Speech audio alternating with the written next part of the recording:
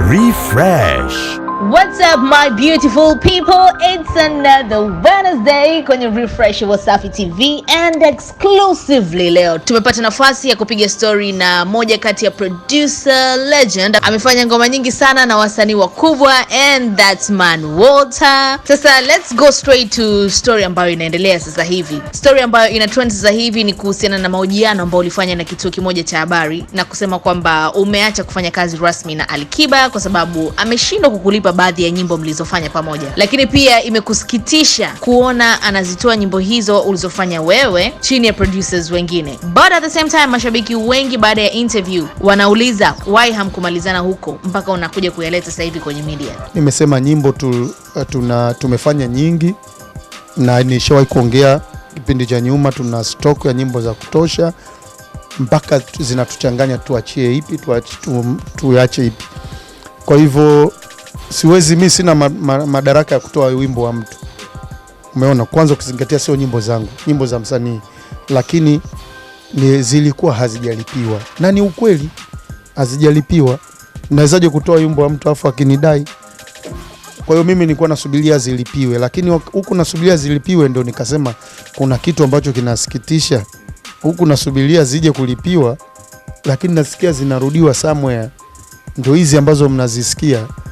Kwa hiyo hilo ndo nililiongea pale, lakini kuliongea pale bado nilitarajia labda pengine ninaweza nikapata mrejesho wa upande wa pili kwamba bwana bro nakuja kuzichukua usijali, kwa sababu ni muda mrefu. Hapa naweza nikakwambia wimbo ambao fikiria nimefanya wimbo 2013. Leo ni mwaka 2020. 2013 nimetengeneza hiyo rekodi ambayo ameipa jina Mbio. Umenielewa? 2013 na kama mimi ni muongo, kuna nafikiri wakati anaachia wimbo huo kwenye kituo fulani alishazungumza kwamba wimbo ambao aliufanya muda mrefu sana, lakini nilisikitika kumention aliufanya wapi. Wimbo niliufanya mimi na ninao mpaka sasa hivi.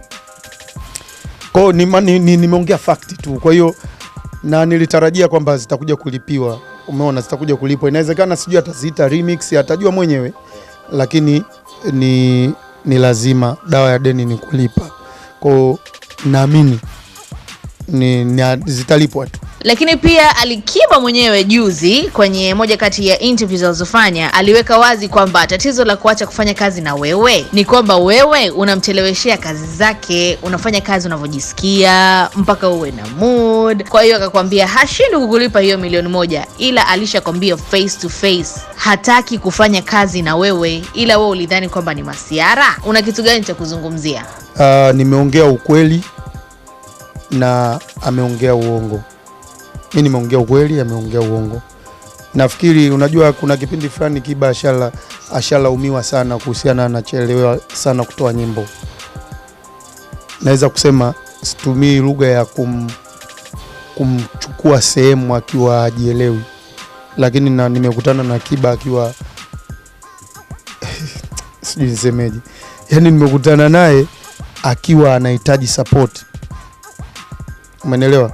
Unajua unapomsaidia mtu sio lazima uanze kumuelezea nilikusaidiaga wewe hivi.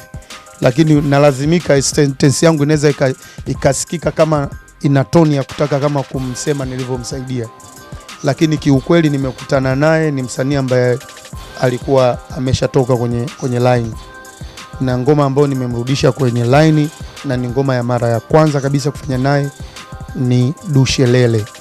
Ikiwa ni wazo langu, mziki wangu, kama mtu anaamini angalie aina ya muziki alikuwa anaifanya Ali na mabadiliko niliyomletea, na ilikuwa ina baraka zake ile ngoma, na alifanikiwa kuweka historia yake toka anze muziki kupata tuzo kupitia mkono wangu.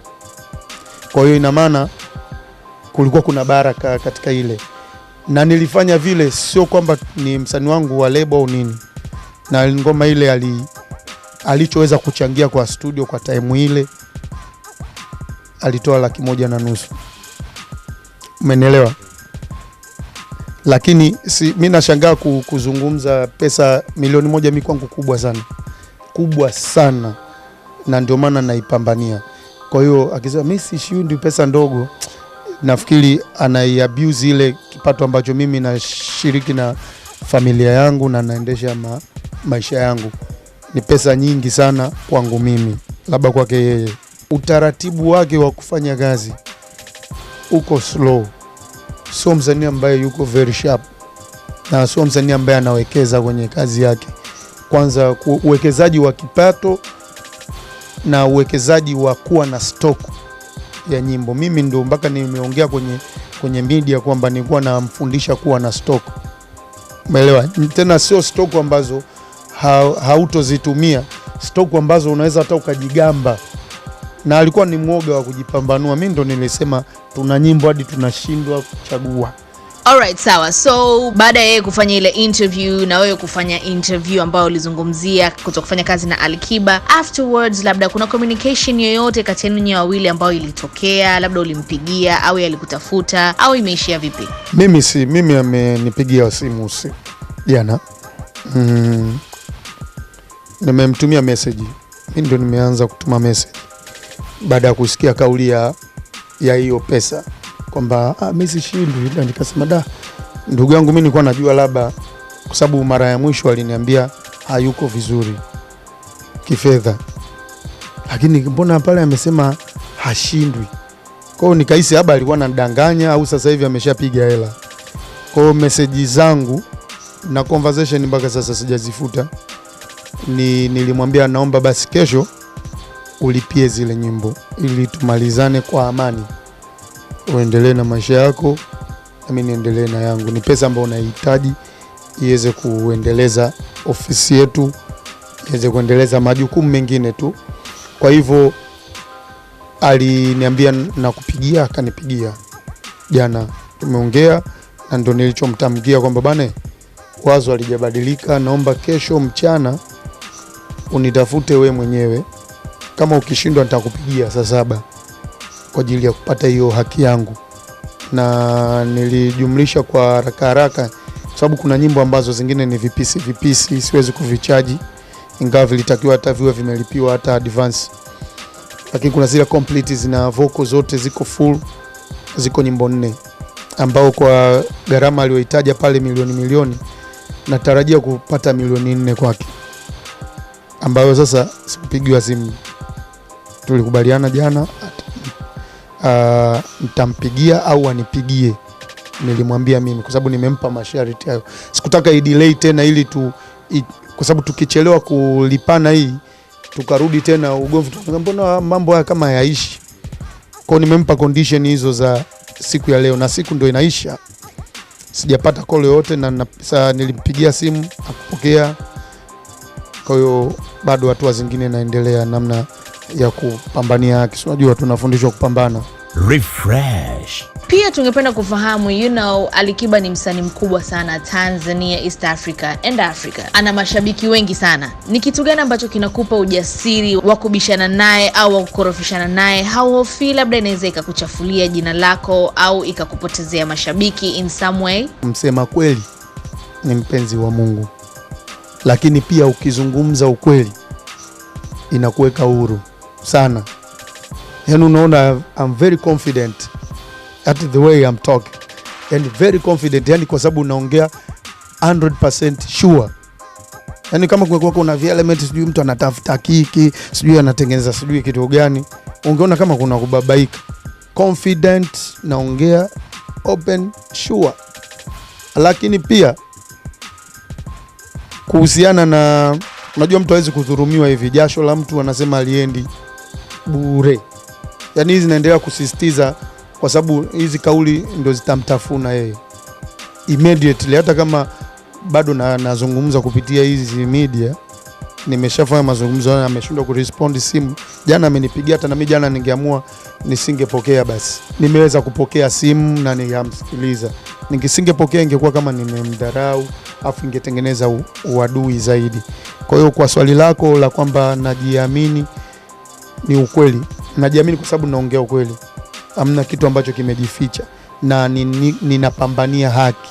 But also we recall hii sio mara ya kwanza kuwa na mtafaruku kati yako wewe na msanii. I recall ulishawahi kwenda back and forth na 20% back in the days, na kabla hata ya migogoro yako wewe na 20%, of course alihit sana chini yako hadi akafanikiwa kubeba tuzo 5 zile za KTMA, but baada tu kutoka chini yako akapotea, tukawa tumsikii tena kwa kasi ile kama ilikuwa ya mwanzo. Siri ya msanii kufanya kazi na wewe anapanda alafu akiondoka anakuwa anashuka ni ipi? Isitafsirike vibaya.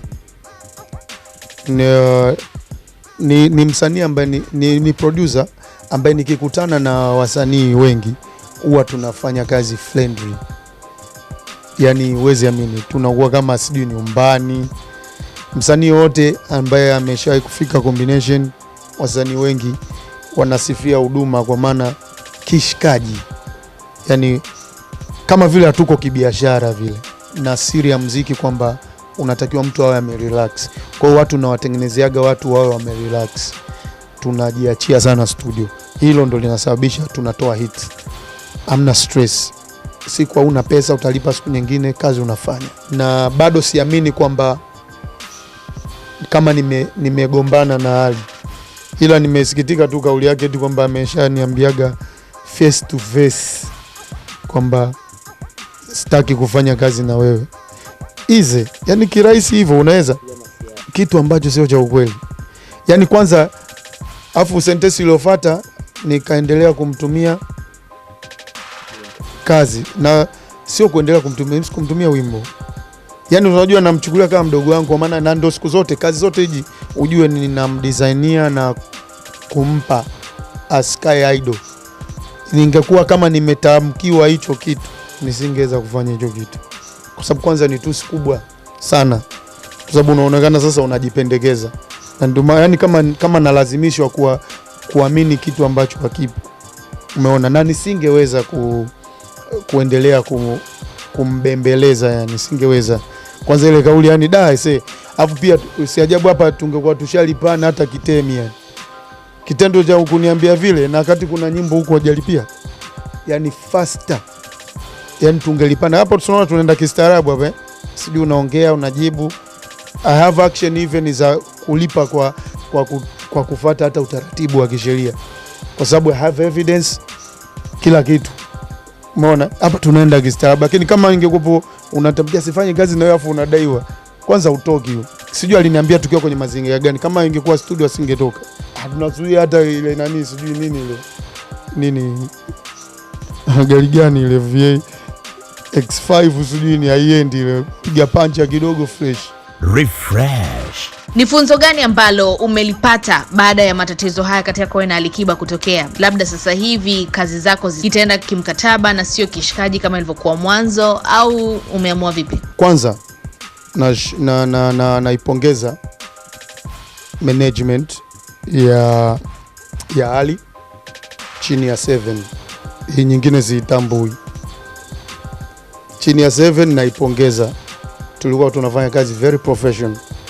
Kuna nyimbo hapo zilikuwa kwenye mikataba. Ndio maana tuzitaji. Hapa hatutaji Seduce, hatutaji Mfumo Aradi. There was a contract there. 7 mwenyewe. Umeona? 7 anaweza katoka huko reward anakuja dada watu. Sema sijui what happened. Anakuja pale tunapitia mkataba. Kuna nyingine najaribu kuirahisisha ili msanii nisimkwamishe. Unajua mikataba ina vitu vingi. Wimbo namna unavyotakiwa kumilikiwa na producer pia pale kwenye rights. Sio muda wake wa kuzungumza hapa. Lakini nilikuwa najaribu kurahisisha nisiwe kikwazo cha yeye asisogee. Ila nilikuwa nikiamini kwamba ninapanda mbegu na invest, kuna siku zinaweza zikaja kitu kama asante. Unajua bado sisi mziki wetu haujalindwa kiivo. Umeona Kwa hiyo ni wakati mwingine mnacheza fair fulani hivi kati ya wewe na msanii au na mteja wako. Umeona? Kwa hiyo naipongeza management ya Alikiba iliyopita. Kwa sababu nimesikia kwamba haipo tena, lakini ilikuwa inafanya kazi very professional.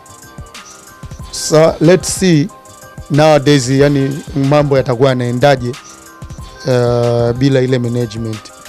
pengine ndo maana tunaanza kuona hivi. Hata na mimi si ajabu 7 angenilalamikia hizi, kwa nini sikumletea kwenye list ya utaratibu ambao pengine angeisha zilipa hizi. Unaona kama vilikuwa kama kazi nje, kama nje ya pazia hivi chini chini, kwa sababu zote tulizokuwa tunazitambulisha mbele ya 7 ndio hizo ziko clear. Sidai kabisa Mvumo wa Radi, umeona Dushe nini, Seduce Me, sidai.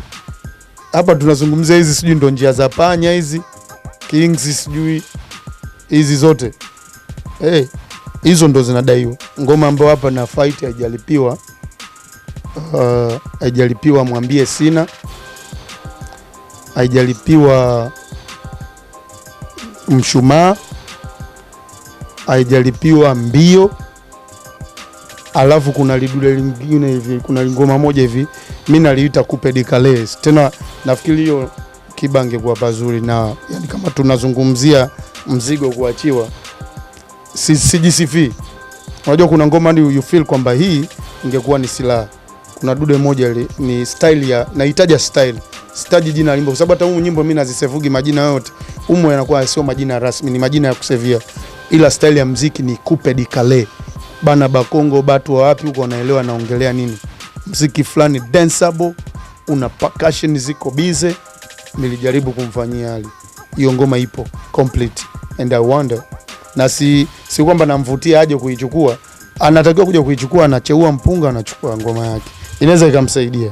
Pia cha mwisho, neno lolote la ushauri ambalo unalo kwa producers au wasanii katika utendaji wao wa kazi, wewe unaweza kuwaambia nini as a brother, as a legend, lakini pia mtu ambaye umekuwa kwenye tasnia for a very long time? Kwanza tujue namna ya kuchukuliana, umeona, alafu ni vitu vya kawaida tu, kuna namna ya kuvihandle, ni vitu vya kawaida, watu wanapishana, yani sio kwamba ni jambo yani kubwa la kuanza kujiandaa kwamba mtu akinikabili hivi utamfanyia hivi. Hapana, hivi vinatokeaga kama accidental. Kuna wakati mwingine mazoea yanapitiliza tu. Kama tuna uwezo wa kuanza kuintroduce official, utaratibu official ule, inaweza ikapunguza hizo changamoto. Unaona, mnaweka kidogo makubaliano. Mimi bwana siku zote naamini sana katika makubaliano ya mazungumzo. Sijui kwa nini. Yani karatasi ninazo, nina vimikataba, yani waga mpaka naona, yani kama mimi mwenyewe sikuamini hata mkataba ule sio lazima nikupe. Umeona? Kwa hiyo inaanzaga kwanza kuaminiana hivi. Tunaleta karatasi kama mwongozo, angalau uone kwamba hivi vitu kumbe viko serious, kuna mkataba. Unajua watu wanataka ile title ya mkataba ile. Umeona, ndio na. Kwa hiyo sio kitu ambacho tusiki entertain. Nashauri tupendane, na haya mambo kama yanatokea tusistuke sana, yapo hata kama sio kwenye muziki, ila tuangalie namna ya kuyasolve na kwa kuchukuliana. Tusisahau pia tulipotoka. Thamini mtu pia amefanya kitu gani kwako. Refresh.